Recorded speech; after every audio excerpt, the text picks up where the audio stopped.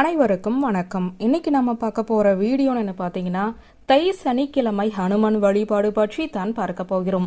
எந்த சனிக்கிழமை அனுமனை வழிபட்டாலும் உங்களுக்கு பலன் கிடைக்கும், அதில் எந்த சந்தேகமும் கிடையாது. இருந்தாலும் பல மடங்கு பலனை ஒட்டுமொத்தமாக பெற வேண்டும் என்றால் தை மாத சனிக்கிழமை அனுமனை வழிபாடு செய்ய வேண்டும். தை மாதத்தில் சூரிய பகவான் மகர ராசியில் இருக்கிறார்.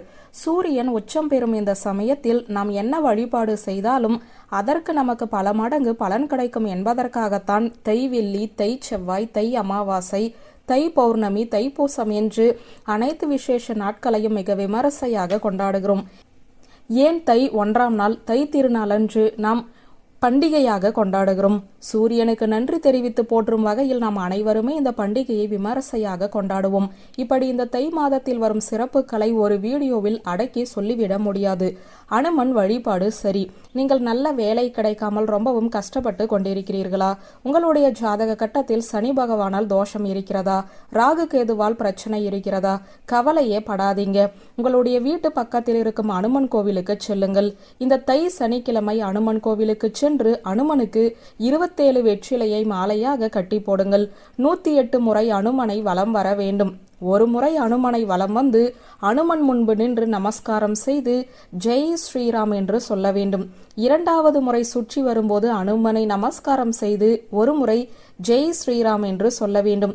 இப்படி 108 முறை அனுமனை வலம் வந்து 108 முறை அனுமனை நமஸ்காரம் செய்து ஜெய் ஸ்ரீராம் சொல்ல வேண்டும். கையில் 108 பூக்களை எடுத்துச் செல்லுங்கள். ஏதாவது ஒரு உதிரிப்பூ, அந்த பூவை அனுமன் பாதத்தில் வைத்துவிட்டு ஜெய் ஸ்ரீராம் சொல்லுங்கள். கணக்கு உங்களுக்கு தெரிந்துவிடும். கையில் இருக்கும் பூக்கள் தீரும்போது 108 சுற்றுக்கள் நிறைவடைந்ததாக அர்த்தம். இந்த தை மாதத்தில் சனிக்கிழமை மட்டும் இந்த பரிகாரத்தை நீங்கள் செய்துவிட்டால் உங்களுடைய வாழ்க்கையை வெல்ல வேறு யாராலும் முடியாது. அனுமனது பலம் உங்களுக்குள் வந்துவிடும்.